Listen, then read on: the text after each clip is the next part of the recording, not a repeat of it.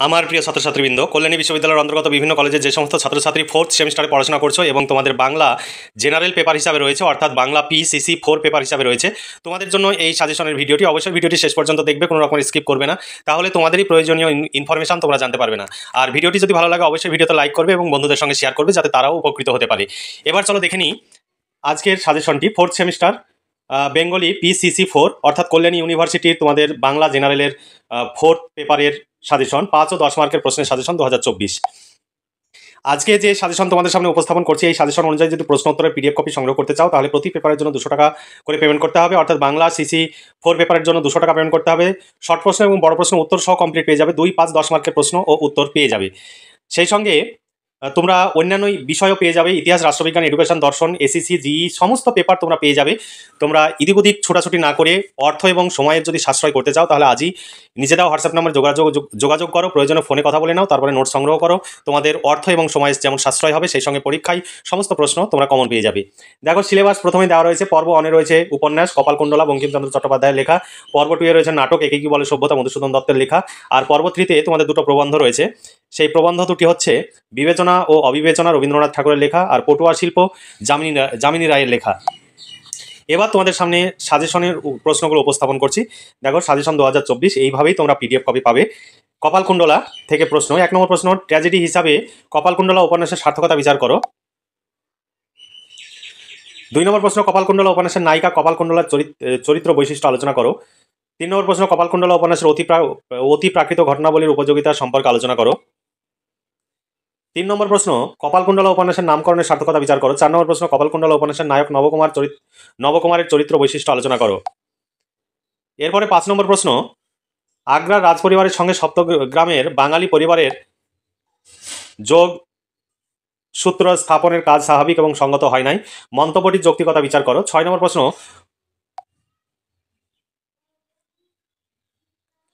6 নম্বর প্রশ্ন, কপালকুণ্ডলা উপন্যাসের ঘটনা সমাবেশে ইতিহাসের প্রভাব কতখানি লক্ষ্য করা যায়, আলোচনা করে এটিকে ঐতিহাসিক উপন্যাস বলা যায় কিনা বিচার করো, অথবা কপালকুণ্ডলা উপন্যাসের শ্রেণী বিচার করো। এইভাবে তোমাদের পিডিএফ কপিতে একাধিক অথবা দেওয়া রয়েছে। সাজেশনে একাধিক অথবা তুলে ধরা সম্ভব নয়। তোমরা পিডিএফ কপি সংগ্রহ করলে পুরোপুরি সেই সুবিধাটুকু পাবে, কারণ পরীক্ষায় বিভিন্নভাবে প্রশ্ন আসে। তাই এখানে যে প্রশ্নটি তোমাদের সামনে উপস্থাপন করছি, এই প্রশ্নটি না এসে অথবা প্রশ্নটি আসতে পারে। তাই তোমরা যদি পিডিএফ কপি সংগ্রহ করো, তবেই তোমরা ভীষণভাবে উপকৃত হবে। 7 নম্বর প্রশ্ন, দেখো, পদ্মাবতী ওরফে মতিবিবি চরিত্রটি অঙ্কন করো। 8 নম্বর প্রশ্ন, মহাশয় যাহা জগদীশ্বরের হাত তাহা পণ্ডিতে বলিতে পারে না, ও মূর্খ কি প্রকারে বলিবে, কে কাকে কি প্রসঙ্গে বলেছেন ও কেন বলেছেন। এগুলো 5 মার্কের প্রশ্ন। প্রশ্নের মান শেষে দেওয়া রয়েছে। 9 নম্বর প্রশ্ন, একটি স্ত্রীলোক গঙ্গা সাগরের সন্তান বিসর্জন করিয়া আসিয়াছিল, ছেলে জলে দিয়া আর তুলিতে পারে নাই, সেই কেবল কাঁদিল না। উক্তিটি কোন প্রসঙ্গে করা হয়েছে এবং কেন করা হয়েছে।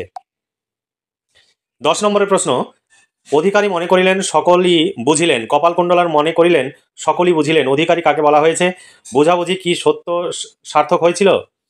11 নম্বর প্রশ্ন, গমনকালে মনে মনে কহিলেন, রাঢ় দেশের ঘটকালি কি ভুলিয়া গিয়াছি নাকি, কে কোন প্রসঙ্গে উক্তিটি করেছেন, তার এমন উক্তি করার কারণ কি। এগুলো 5 মার্কের প্রশ্ন। 12 নম্বর প্রশ্ন, বাঙালি আপন গৃহিণীকে সর্বাপেক্ষা সুন্দরী দেখে, কে বলেছেন এবং কোন পরিস্থিতিতে এই কথা বলেছেন।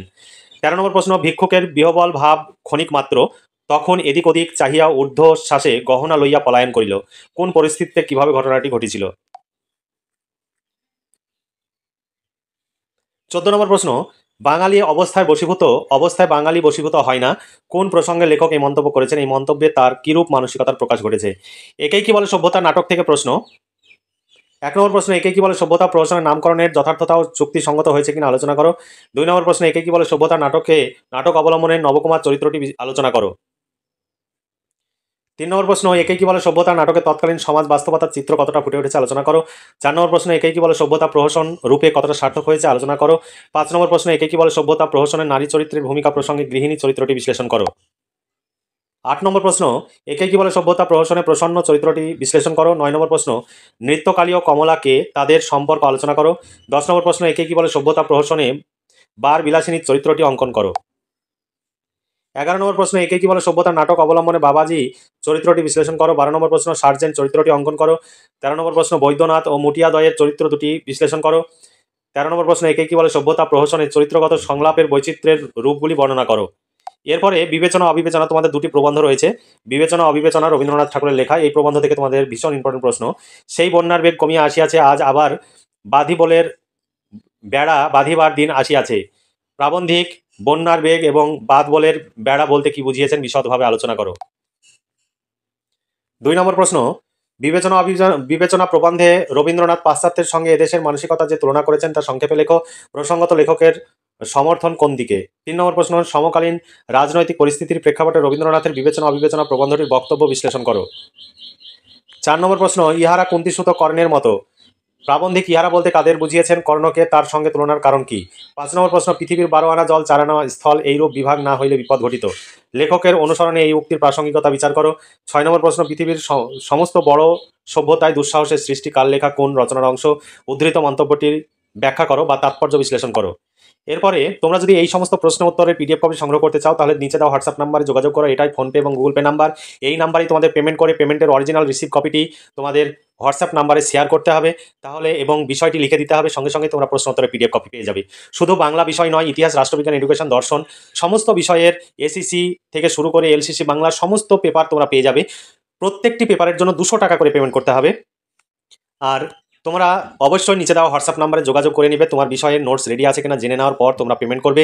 তারপরে পেমেন্ট করে তোমার বিষয়টি লিখে দিলেই সঙ্গে সঙ্গে প্রশ্ন উত্তরের পিডিএফ কপি পেয়ে যাবে। তবে কোনো কোনো ক্ষেত্রে দেরি হতে পারে, কারণ আমার ব্যস্ততার কারণে তোমার মেসেজ যদি না দেখি তাহলে দেরি হতে পারে। তোমরা অতিরিক্ত মেসেজ করে তোমরা টেনশন করবে না, আমাদের কাছে টেনশনের কোনো কারণ নেই, তোমাদের টাকা কখনোই মার যাবে না। এবার পটুয়া শিল্প থেকে প্রশ্ন দেখো। 1 নম্বর, যামিনী রায়ের পটুয়া শিল্প প্রবন্ধ অবলম্বনের বিষয়বস্তু আলোচনা করো। 2 নম্বর প্রশ্ন, আর কোনো দেশের প্রাগৈতিহাসিক শিল্পীর এ অবস্থা পায়নি, না ছিল তাদের পৌরাণিক জগতের স্থিতি, না জানতো তারা পোশাকি ছবির ভাষা, আর তাই লিঙ্কের সত্য অজ্ঞানের আবিষ্কার করেও তাকে ধরে রাখতে ওরা পারল না। কোন রচনার অংশ, উদ্ধৃত মন্তব্যটির তাৎপর্য বিশ্লেষণ করো। 3 নম্বর প্রশ্ন, এই যে মর্তলোকের অবিকল জিনিস না হয়েও তা এক আশ্চর্য বিশ্বাসের জগৎ, তাই হলো পটুয়া শিল্পের প্রধান বৈশিষ্ট্য। কোন রচনার অংশ, উদ্ধৃত উক্তিটির তাৎপর্য বিশ্লেষণ করো। 4 নম্বর প্রশ্ন, পটুয়া শিল্পের ও ইউরোপীয় শিল্পের পুরাণ নির্ভরতার তাৎপর্য লেখো। 5 নম্বর প্রশ্ন, পৌরাণিক জগতের কথা বাংলা পটুয়ারা বলতে শিখেছিল আশ্চর্য রকম ঘরোয়া ভাষায়। আলোচ্য অংশটি কোন গল্পের কাল লেখা। বাংলার পটুয়ারা কিভাবে ঘরোয়া ভাষার কথা বলতে শিখেছিল, পটুয়া ছবির দুটি বৈশিষ্ট্য লেখো। তারপর 6 নম্বর প্রশ্ন, পট শব্দের অর্থ কি। বাংলা লোকশিল্প হিসাবে পট শিল্পের পরিচয় দাও। 7 নম্বর প্রশ্ন, বাংলা চিত্রকলার ইতিহাসে যামিনী রায়ের অবদান সম্পর্কে আলোচনা করো। 8 নম্বর প্রশ্ন, বাংলা পটচিত্রের ইতিহাসে কালীঘাটের পটের গুরুত্ব ও অবস্থান নির্দেশ করো। 9 নম্বর প্রশ্ন, এর ভাষা হয়ে গেল গ্রাম্য, এর বক্তব্য হলো শহরে। কোন রচনার অংশ, উদ্ধৃত অংশের তাৎপর্য বিশ্লেষণ করো।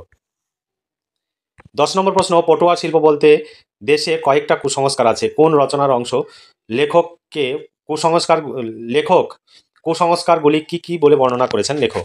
তাহলে এই ছিল তোমাদের সাজেশন। এই সাজেশন অনুযায়ী তোমরা পড়লে পরীক্ষায় সমস্ত প্রশ্নই কমন পাবে। তবে যে সাজেশনগুলো দেওয়া রয়েছে এই সাজেশনের প্রশ্নগুলো তোমাদের অবশ্যই পড়তে হবে। তবে পিডিএফ কপিতে আরও কিছু 5 মার্কের বাড়তি প্রশ্ন দেওয়া রয়েছে, তোমরা চাইলে পিডিএফ কপিটি সংগ্রহ করতে পারো। পিডিএফ কপির মূল্য 200 টাকা। এখানে পিডিএফ কপিতে লেখাই রয়েছে শর্ট প্রশ্ন এবং বড় প্রশ্নোত্তর একত্রে মূল্য 200 টাকা। তোমরা চাইলে আজই যোগাযোগ করো নিচে দেওয়া হোয়াটসঅ্যাপ নাম্বারে, এবং তোমরা ফোনে কথা বলে নাও, তারপরে তোমরা নোটস সংগ্রহ করো। তোমাদের ভয়ের কোনো কারণে, আমাদের অভিজ্ঞ শিক্ষক মণ্ডলী দ্বারা এই সমস্ত নোটস তৈরি হয়, তাই তোমাদের কোনো রকমের দুশ্চিন্তা বা টেনশনের কিছু নেই। তোমাদের টাকা মার যাবে না, তোমরা নিশ্চিন্তে পেমেন্ট করে দিতে পারো। যদি কোনো কারণে আমরা নোটস দিতে না পারি তোমাদের টাকা ফেরত পাঠিয়ে দেওয়া হবে, এই বিষয়ে তুমি নিশ্চিত থাকতে পারো। তাহলে এখানে দেখতে পাচ্ছ পুরোটাই কম্পিউটার টাইপ, যে কারণে আমাদের খরচ অনেক বেশি হয়। তোমাদের কোনো রকমের দুশ্চিন্তা না করে আজই তোমরা বাংলা, ইতিহাস, রাষ্ট্রবিজ্ঞান, এডুকেশন সমস্ত বিষয়ে নোটস পেয়ে যাবে। তোমরা চাইলে নিচে দেওয়া হোয়াটসঅ্যাপ নাম্বারে যোগাযোগ করো, নোটস রেডি হয়ে গেলেই সংগ্রহ করে নাও এবং এখন থেকেই পড়াশোনা করে পরীক্ষার জন্য প্রস্তুতি নাও। তাহলে আজকে এই পর্যন্ত, তোমরা ভালো থেকো, সুস্থ থেকো এবং খুব ভালোভাবে পড়াশোনা করে পরীক্ষার জন্য প্রস্তুতি নাও। এই শুভকামনা জানিয়ে আজকের ভিডিওটি এখানে সমাপ্তি ঘোষণা করছি।